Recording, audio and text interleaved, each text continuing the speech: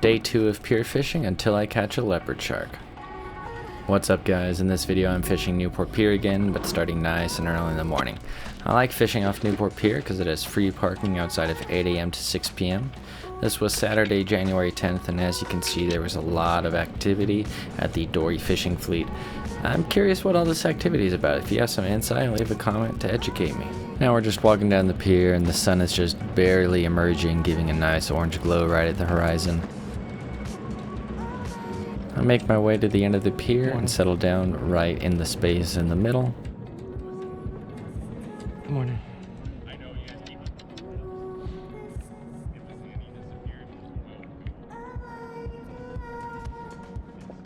Here's the report on fishnotify.com for Newport Beach Pier.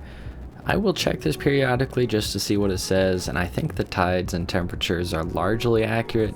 But what do you guys think? Has the site proven to be helpful? Personally, I will get out and fish as often as I can, so I don't pay much mind to these reports.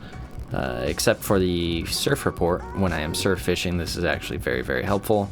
But here in the surf report, you can see that the conditions this morning were excellent. Not too cold and not windy at all. So on my last pier fishing for a leopard shark video, a kind viewer left this comment with some great advice, so that's what we're trying this morning. I have a mostly thawed mackerel which I have caught previously, and I'm stringing up whole with a 9/0 hook and a steel leader. I rigged it up kind of like a Carolina rig where hopefully the weight allows the line to move freely, but who knows what's really happening under the water.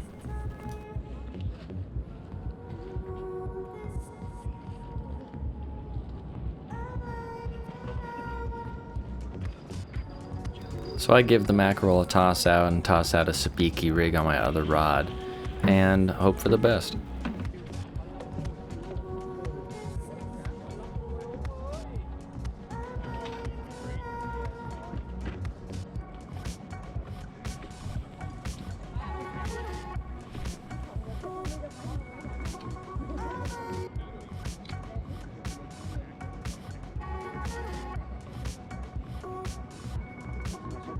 Here we are a little while later. As you can tell by the difference in lighting, it is a little bit later, and we have nothing to show for our efforts except for this lizard fish, which we promptly shake off our sabiki rig.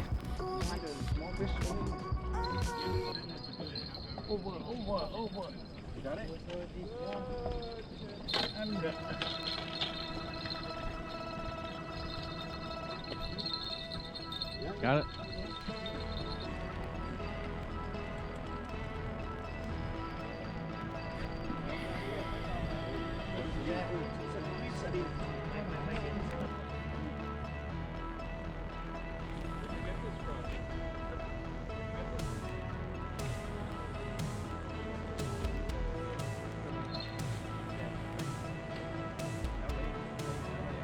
After a little while, my arm's a little tired from tossing out that sabiki, so I set the rod aside and camp out to watch my rod with the mackerel and wait till the leopard shark arrives. And as you can see, the mackerel are hitting.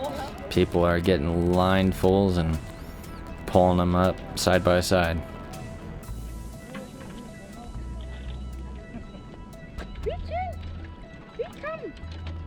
They're here now? Yeah. I know. They're far out there, aren't they? No, I got another one. You want I can't get far enough out. Oh. I'm watching you guys cast and I can't even see where it lands.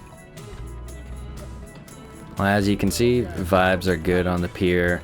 A lot of good people here, catching all the fish they want. And I just having no luck with my leopard shark. You can see the middle of my mackerel's been eaten up. Not sure what did that. Maybe with some crabs or some little fish, but I call it quits. We're leaving. Good luck. Take off here and head on home. No, I got nothing. A lot of people caught a bunch of mackerel down there.